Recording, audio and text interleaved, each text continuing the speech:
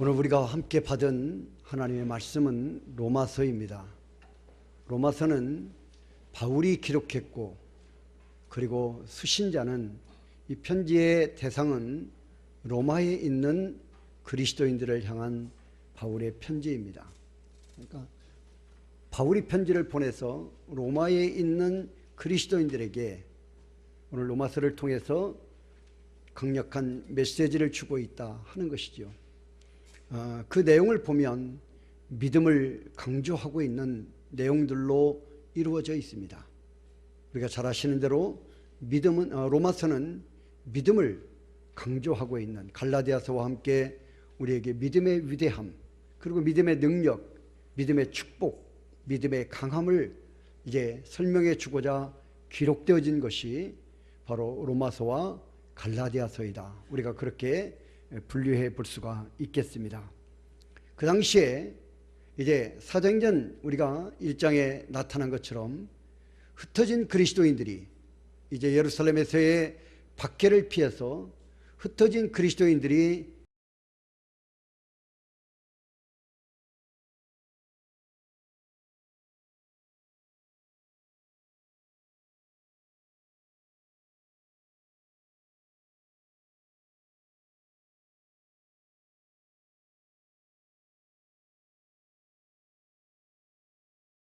하게 되었다는 것이지요.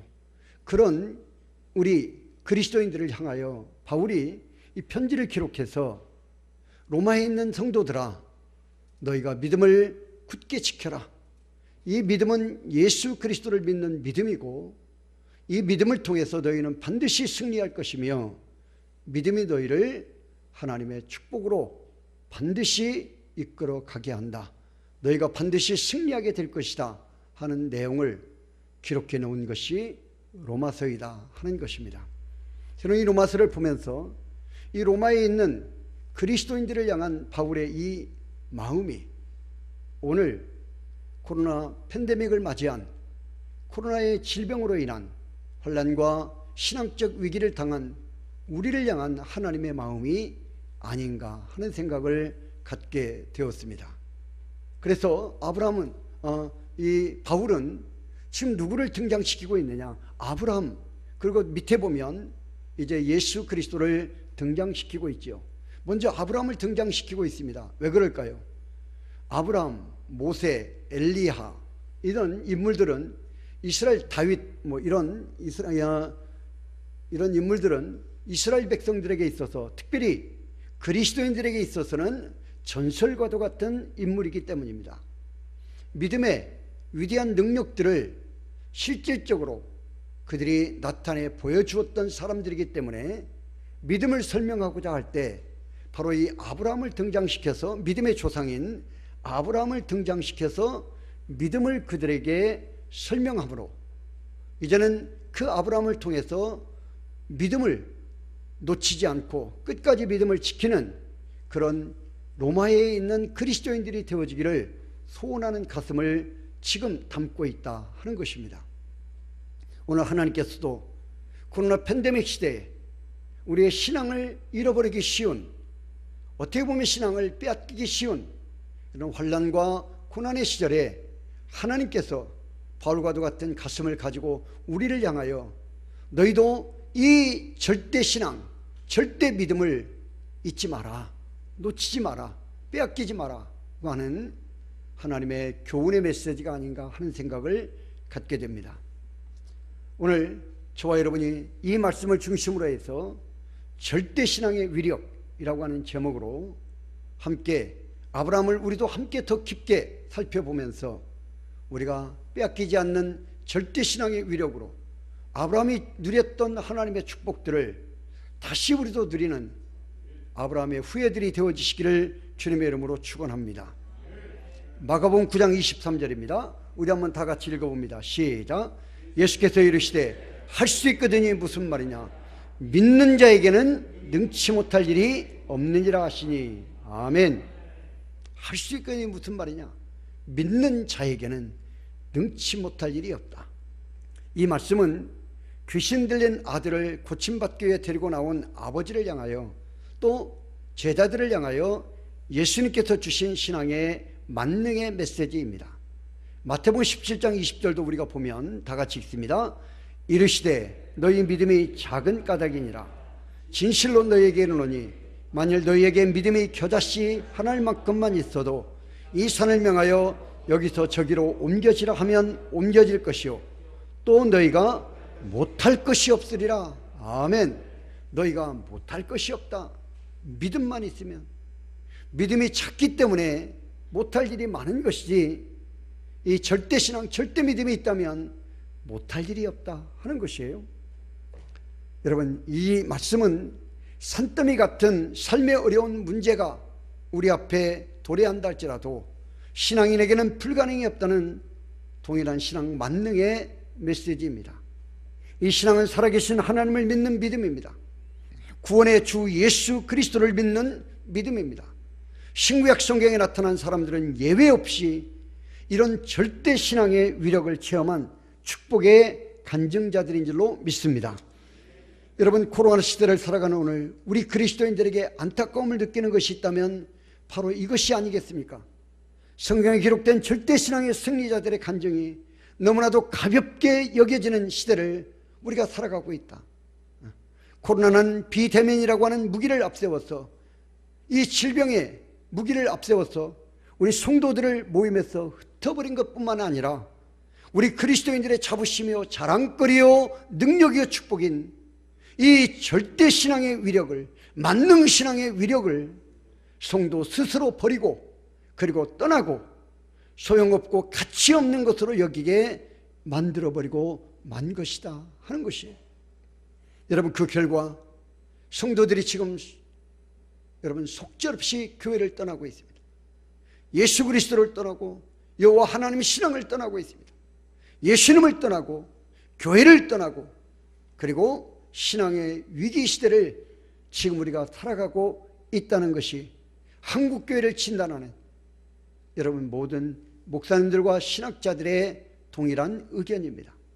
오늘 저는 우리 함께 아브라함의 체험적 신앙 고백, 곧 절대 신앙의 위력을, 만능 신앙의 위력을 우리가 다시 한번 생각해 보면서 이 절대 신앙, 만능 신앙을 우리가 회복함으로 우리는 절대 코로나 앞에 지지 아니하는, 이런 위기 앞에 우리의 신앙을 버리지 아니하는 저와 여러분의 은혜가 임하시기를 주님의 이름으로 축원합니다. 첫 번째, 절대 신앙은, 만능 신앙은 바랄 수 없는 것을 바라게 합니다. 로마서 4장 18절 다 같이 읽습니다. 시작. 아브라함이 바랄 수 없는 중에 바라고 믿었으니 이는 내 후손이 이같으리라 하신 말씀대로 많은 민족의 조상이 되게 하려 하심이라. 아멘. 여러분, 아브라함은 뜻밖의 소명을 받습니다. 아브라함은 지금까지 단 한 번도 하나님을 뵙거나 하나님의 음성을 듣거나 하나님 앞에 나아가 제사를 드리는, 예배를 드리는 행위를 단 한 번도 한 적이 없습니다. 그는 갈대아 우르 하란 땅에 살고 있습니다. 오늘날의 이란 지역입니다. 여러분, 그곳에 살고 있습니다. 이제 아브라함은 이전까지 하나님에 대해 전혀 들은 바도 없고 그는 알지 못하는 하나님에 대한 무지한 자였습니다. 그런 아브라함이 이제는 어떤 삶을 살고 있었습니까? 철저하게 우상을 섬기는 삶을 살고 있었습니다. 특별히 역사학자들이 증언하기를 아브라함과 그의 조상들은 특별히 우상을 섬기는 것뿐만 아니라 우상을 조각, 우상을 만들어서 팔아서 그것을 생계의 수단으로 삼고 살아가는 사람들이었다, 그렇게 증언하고 있습니다. 여러분, 우상과 함께 살았지 하나님과는 단 한 번도 교제를 나눈 적이 없는 아브라함이었습니다. 그런 아브라함이 75세 되던 때 뜻밖의 하나님의 음성이 그에게 들려옵니다. 아브라함아, 너는 너의 본토 친척을 아비 집을 떠나라. 그리고 내가 내게 지시할 땅으로 가라. 이것이 어느 날 들려온 75세 때 아브라함을 찾아와 하나님이 들려주신 하나님의 음성이었습니다. 여러분, 이 일은 아브라함의 생애 중에 기상천외한 사건이었죠. 어떤 모양으로 하나님이 나타나신 것도 아닙니다. 또 어떤 분명한 목적지를 알려주거나 그 목적지의 내용도 설명해 주시지 않았습니다. 뜻밖의 나타나신 하나님의 음성은 아브라함에게 살던 곳 떠나 내가 너 지시할 땅으로 가 하는 것이었습니다. 여러분, 아브라함은 믿어지지 않는 이런 하나님의 음성 가운데서 큰 축복을, 약속을 받았습니다. 내가 너로 큰 민족을 이루게 하겠다. 창세기 12장 2절에 내가 너로 큰 축복의 아버지가 되게 하겠다. 열국의 아비가 되게 하겠다 하는 것이죠. 사랑하는 성도 여러분, 한번 생각해 보십시오. 참으로 신기한 일이지 않습니까? 전혀 신빙성이 없는 말과 같지 않습니까? 생전에 이런 음성을 아브라함이 한 번도 들어본 적이 없는 처음으로 들어본 음성입니다. 음성의 내용도 꿈에도 생각해 본 적이 없는 집 떠나, 고향 떠나, 아비와 친척 떠나 내가 내게 지시할 땅으로 가. 여러분, 생전에 이런 신기한 일을 처음 당해보는 아브라함이었습니다. 그런데 아브라함의 반응이 여러분 참으로 놀랍습니다. 창세기 12장 4절입니다. 다 같이 읽습니다. 시작. 이에 아브라함이 여호와의 말씀을 따라갔고 롯도 그와 함께 갔으며 아브라함이 하란을 떠날 때에 75세였더라. 아멘. 아브라함이 여호와의 말씀을 따라갔다. 떠났다는 말이에요. 말씀대로 아비집, 본토와 친척을 떠났다는 것이에요. 하란 땅을 떠났다는 것이에요. 여러분, 이 말씀은 하나님의 부르심에 대한 아브라함의 반응입니다. 여러분, 참으로 신기한 하나님의 영적 음성 앞에 아브라함은 이처럼 담대한 결단을 하고야 말았다는 것이에요. 바로 이것이 절대 신앙의 모습입니다.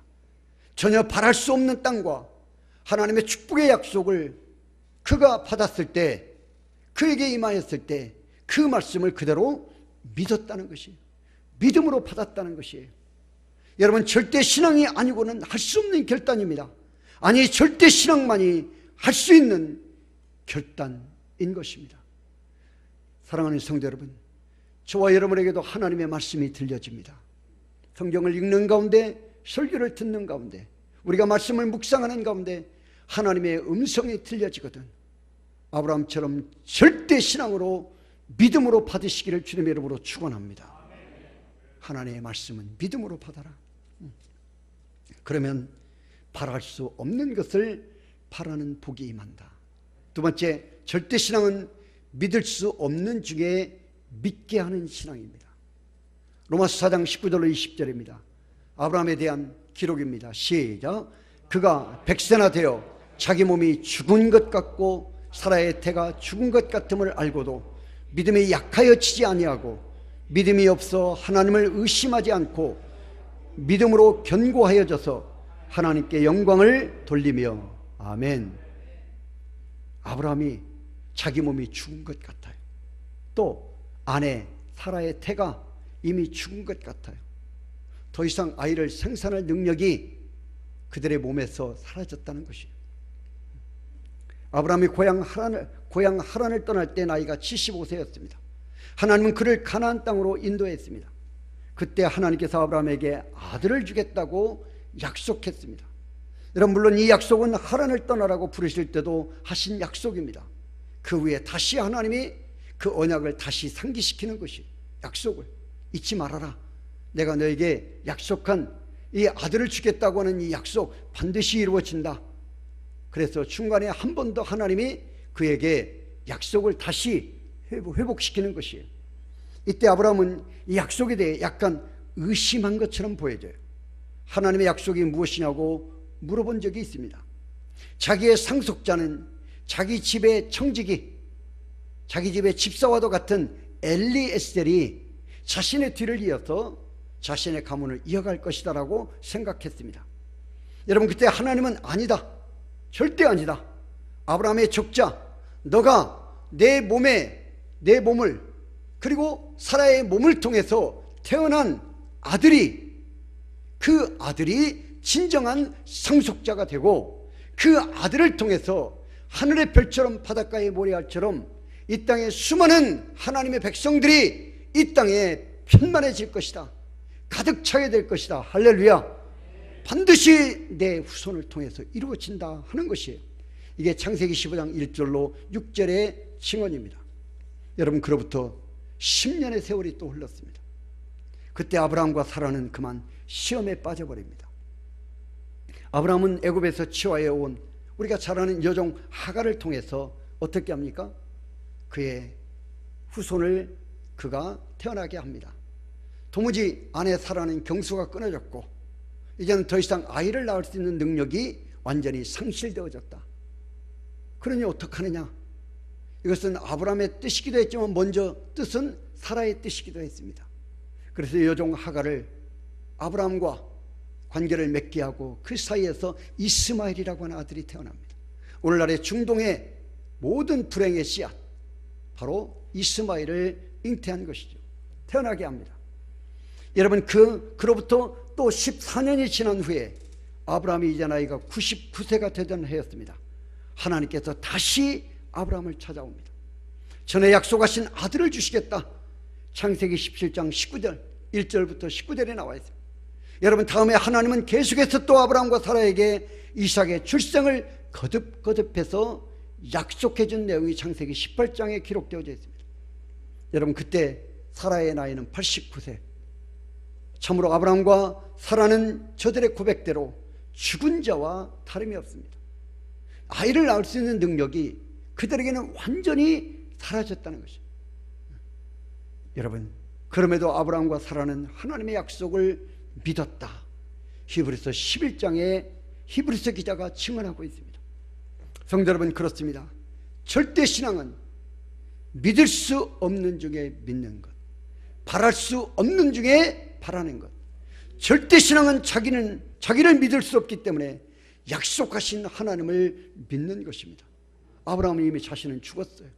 잉태하는 것으로서는 죽었다는 것이, 아이를 생산해내는 능력으로서는 이미 죽었다는 것이, 이미 아내 사라도 죽었다는 것이, 더 이상 태의 문이 닫히고 아이를 낳을 수 있는 모든 인체, 우리 신체적 능력은 다 상실되었다는 것, 끝났다는 것이에요. 그러니 이제는 누구를 믿습니까? 하나님만을 믿는다는 것이에요. 여러분 자신들을 얼마나 믿습니까? 여러분 자신들이 신뢰할 만하십니까? 여러분, 그거 아니잖아요. 그거 아니에요. 우리 자신이 신뢰할 수 없어요. 저는 몸 아파 보니 제 자신을 제가 신뢰할 수가 없어요. 그래서 어떻게 합니까? 이제는 철저하게 의사가 하는 대로 하는, 그보다 앞서 철저하게 이제는 더 하나님을 의지하는 믿음으로 살아갈 수밖에 없더라는 것이에요. 목사가 여러분 지금까지 믿음으로 살아왔는데 목사가 이런 고백을 합니다. 더 믿음으로 살 수밖에 없더라. 더 믿음으로, 더 하나님께 맡기고, 더 하나님을 의지하고, 더 하나님의 전능하신 능력이 나와 함께 하기를 소망할 수밖에 없더라는 것이에요. 어렸을 때부터 저 많은 운동을 했습니다. 태권도부터 시작해서 축구도 하고,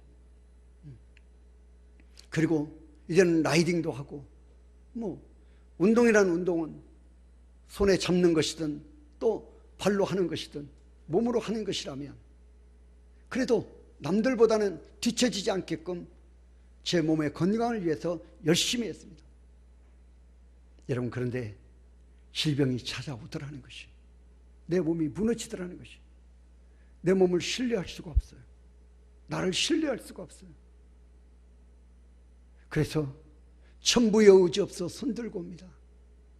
주 나를 박대하시면 나 어디 가리이까?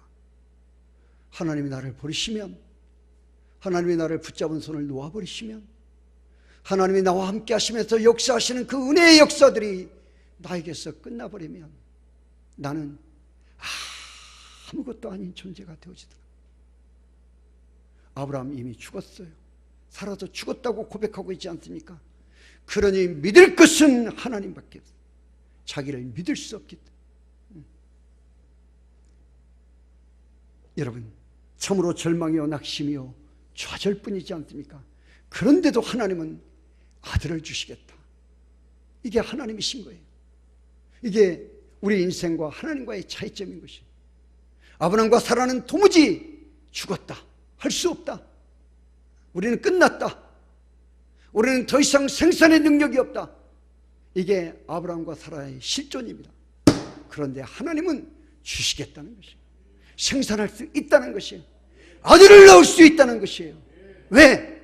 하나님이 계획하셨고 하나님이 말씀하셨기 때문에. 하나님이 하신다는 거예요. 하나님이 하실 것이기 때문에 된다는 것이에요. 아브라함과 사라는 안 되지만 하나님이 하실 것이기 때문에 된다는 것이에요. 낫는다. 여러분, 절대신앙은 세 번째, 할 수 없는 일을 하게 합니다. 로마서 4장 21절 다 같이 읽어봅니다. 시작. 약속하신 그것을 능히 이루실 줄을 확신하였으니. 아멘. 약속하신 그것. 아브라함과 사라에게는 약속하신 그것이 무엇입니까? 아들을 주겠다는 것이에요. 또 그 아들을 통해서 자손이 열국이 될 것이다, 번성할 것이다. 또 그뿐입니까? 너가 열국의 아비가 되고 너를 통해서 하나님이 이 지구촌의 모든 인생들에게 복을 주시겠다, 축복의 통로가 되게 하겠다 하는 것이에요. 하나님은 말씀하신 그 약속에 진실하십니다. 할렐루야.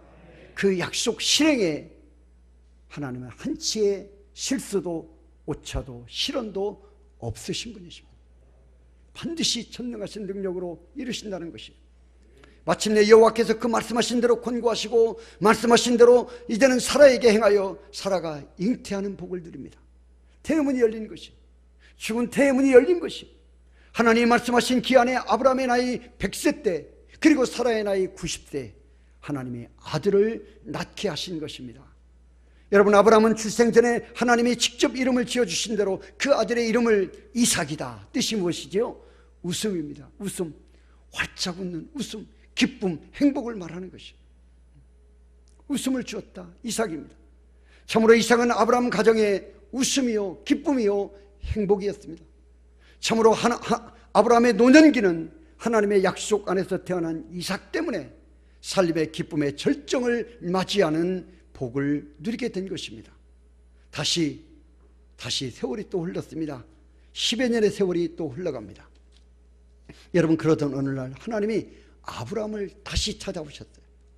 그리고 하나님이 다시 날벼락 같은 말씀을 하십니다. 내 아들, 내 사랑하는 독자 이삭, 그 이삭을, 웃음을, 행복을 어떻게 합니까? 모리아 땅으로 가서 번제물로 하나님이 제사의 제물로 드리라는 요구였어요. 여러분, 지금 하나님께서 아브라함에게 요구하시는 번제가 무엇입니까? 하나님 이스라엘 백성들에게 5가지 제사를 명령하셨어요. 첫 번째가 번제, 두 번째가 소제, 속건제, 속죄제, 그리고 화목제입니다. 이 5가지 제사를 통해서 하나님은 이스라엘 백성들과 교제하시고 이스라엘 백성들에게 하나님이 복을 나누어 주시는 축복의 통로가 이 5가지 제사입니다. 그 가운데 첫 번째가, 가장 중요한 제사가 여러분 번제입니다. 번제는 하나님과 사람 사이에, 특별히 우리 인생이 죄를 지었을 때 그 죄에 대해서 하나님 앞에 나아가 죄의 사함, 죄의 용서를 받을 때 드려지는 제사가 무엇입니까? 번제입니다. 이때는 반드시 죄의 싹은 무엇입니까? 사망이에요. 그렇죠? 죄의 싹은 사망이기 때문에 죄의 값은 반드시 죽음이라는 것이에요. 그런데 우리 사람이 대신 죽을 수는 없잖아요. 그러니까 하나님이 우리에게 명령을 하셨어요. 대신 너를 대신해서, 너가 죄를 지었으니까 너가 죽어야 되는데 너 죽을 수 없지 않느냐. 그러니 하나님이 대신해서 제물을 대신 드려라. 그 제물이 소가 되기도 하고 양이 되기도 하고 염소가 되기도 하고 어떤 경우에는 비둘기가 되기도 하고 어떤 또 우리가 화목제나 또는 소제나 이런 제사를 드릴 때는 고운 가루, 보리를 갈고 밀을 갈아서 고운 가루로 제물로 드리기도 했어요. 여러분, 반드시 번제를 드릴 때는 짐승을 제물로 드려야 됐습니다. 그 인생에 대신한 생명이 죽어가는 것이. 자, 양을 끌고 옵니다. 양을 끌어다가 피를 내고 제단에 뿌립니다. 그리고 각을 떠서 번제단에 그 제물을 불살라 하나님 앞에 향기로 드리는 것이 번제예요. 이삭이 제물이라는 것이죠. 이삭을 그렇게 제물로 하나님 앞에 희생제사로 드리라는 것이에요. 여러분, 이런 생각 해볼 수 있겠습니다. 아브라함 자신이 잘못 들은 것, 내가 잘못 들은 것 아닐까? 착각할 수도 있겠어요. 또 이것은 하나님이 아니고 마귀의 소리는 아닌가 하는 생각도 할 수 있다는 것이죠. 그렇지 않습니까? 아니, 이유가 무엇일까요? 아니, 어떻게 하나님이 이런 명령을 하실 수 있는가? 마땅히 번제를 드리라고 한다면, 이삭을 위한 번제라고 한다면 이삭을 대신한 양 한 마리 드리면 되는 것이죠. 그런데 하나님이 그런 말씀이 없어요. 그냥 이삭을 제물로 드리라는 것이죠. 하나님이 실현의 신이 아니라고 믿기 때문에 아브라함이 이런저런 생각해 볼 수 있다는 것이에요. 여러분, 그것은 또한 비인도적인 일입니다. 아비가 자식을 번제로 드리는 것은 비인륜적인 일이기 때문에, 이것은 여러분, 우상을 섬기는 그런 풍습 속에는 이런 일들이 있었어요. 자식을 제물로 드리는 몰락이라고 하는 신을 섬길 때 그 당시에 중동 지역에서 이런 일들이 있었대요. 자식을 제물로 드렸어요, 실제로. 그러나 여러분, 하나님은 그것을 명하지 않으셨어요. 더욱 번제물로 바치라고 한 아들 이삭은 하나님께서 여러 번 약속해 주신 아들이고 후사이지 않습니까? 그런데 이 아들을 번제물로 드려라. 그럼에도 아브라함은 자기에게 임한 번제의 명령이 하나님의 음성인 줄로 확신하게 됩니다. 아브라함은 이미 부름받은 후에 여러 번 하나님의 음성을 체험하는데 익숙해져 있었습니다. 아브라함은 지체하지 않았습니다. 다음날 아침 일찍 번제할 나무와 물을 준비하고, 그리고 몇몇 종들과 이삭을 데리고 떠납니다. 그리고 하나님이 지시하신 번제할 산 모리아 산으로 그가 떠나게 됩니다. 여러분, 모리아 산은 오늘날의 예루살렘입니다. 사흘길을 걸은 후에 아브라함은 하나님이 지시하는 바로 그 번제할 산을 바라볼 수 있게 됩니다. 아브라함은 종들을 그곳에 머물게 하고 아들 이삭과 함께 번제드릴 산 정상으로 올라갔습니다. 그런데 바로 그 시간 신학자들이 그렇게 여러분 해석하는 것이에요. 그 시간 하나님은 번제의 쓰일 수양을 그 산 정상으로 올라가게 하고 수풀에 걸리게 했다.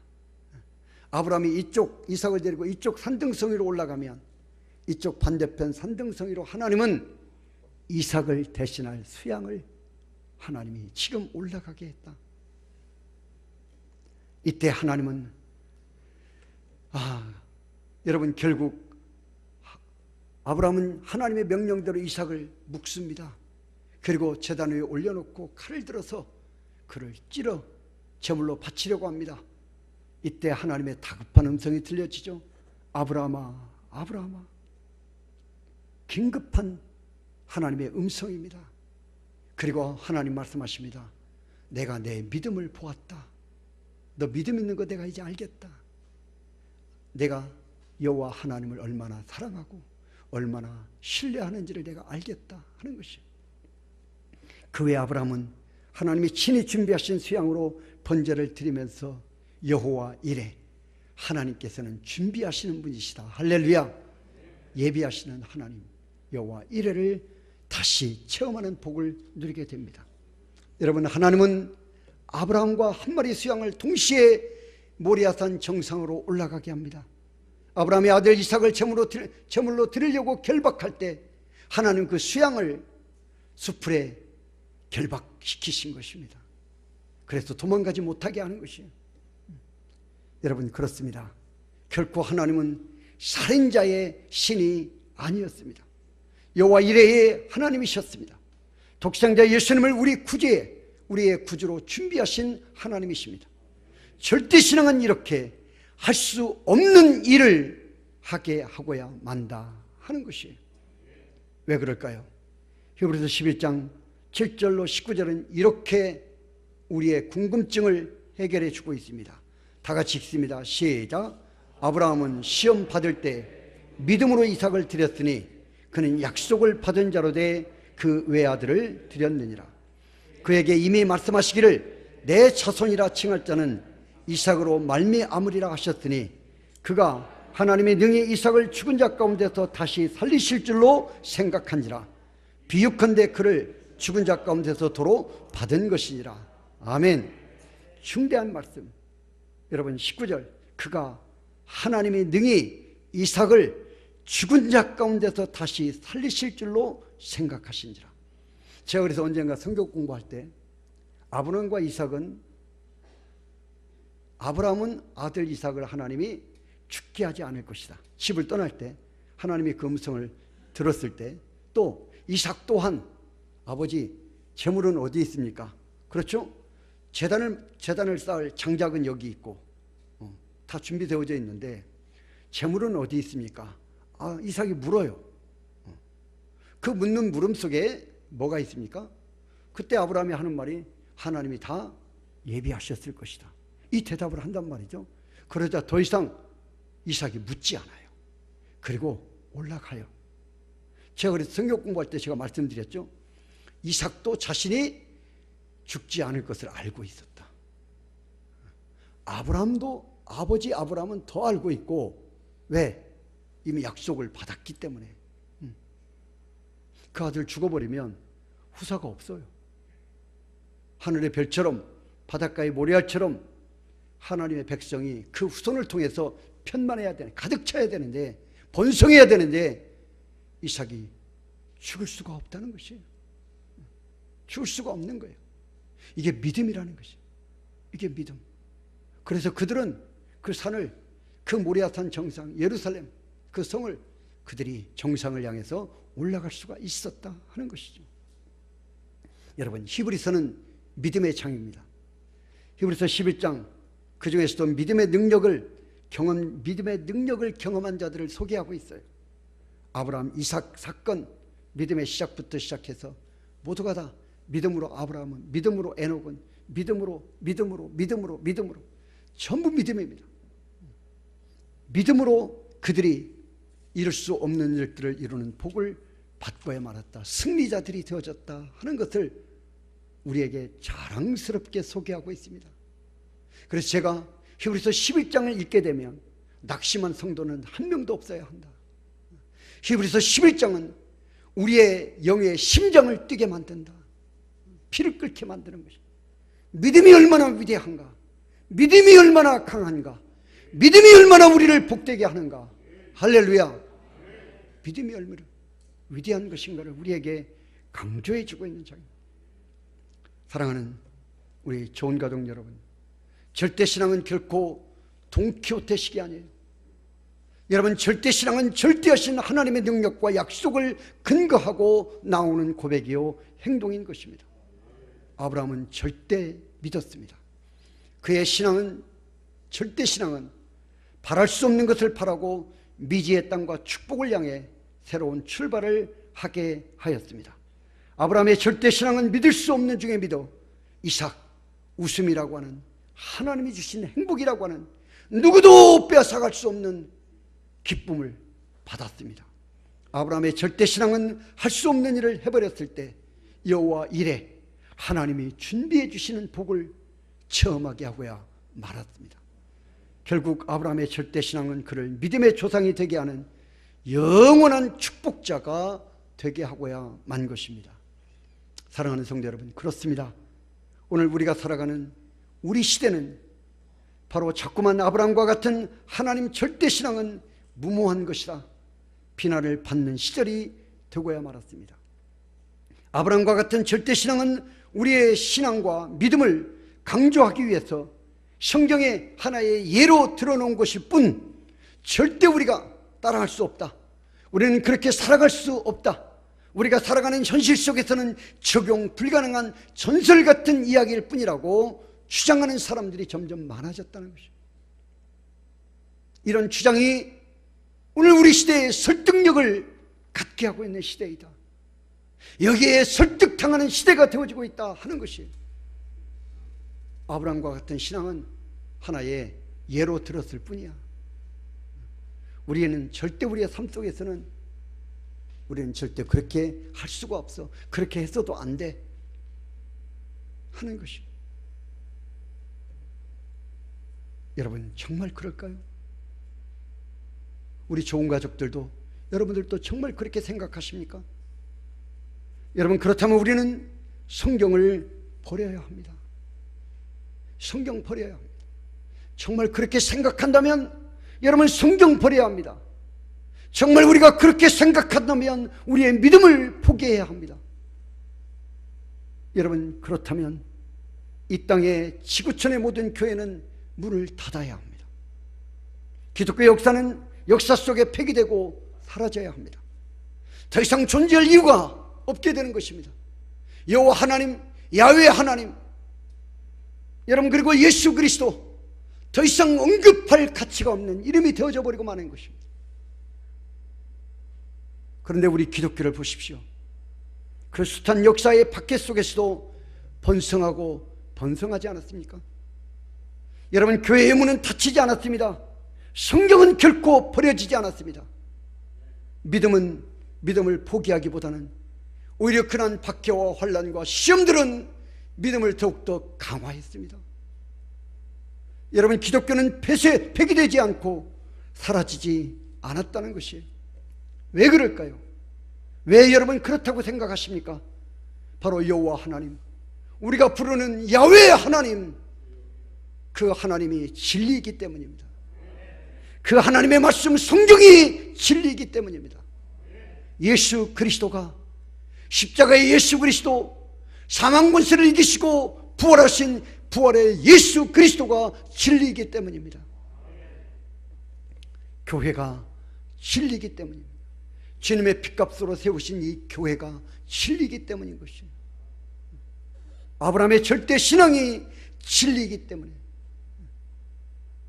여러분 결코 환난과 박해가 우리의 신앙을 무너뜨리고 성경을 무너뜨리고 교회를 무너뜨릴 수 없다는 것이에요.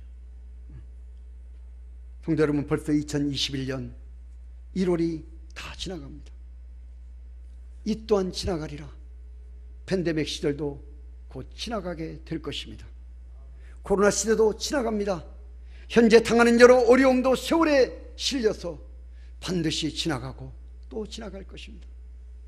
여러분 조금만 주님의 말씀을 붙잡고 아브라함의 이 절대 신앙으로 인내하시기를 주님의 이름으로 축원합니다. 이럴 때 우리에게 요구되어지는 덕목이 아브라함과 같은 절대 신앙이라는 것이에요. 절대 신앙. 그런 성도에게 하나님은 아브라함과 같은 복을 주실 줄로 믿습니다. 아브라함의 절대 신앙의 축복이 우리 좋은 가족들 모두의 축복이 되어져서 이 시대에 아브라함의 절대 신앙을 계승하고 축복을 계승하는 우리 좋은 가족 되어주시기를 주님의 이름으로 축원합니다.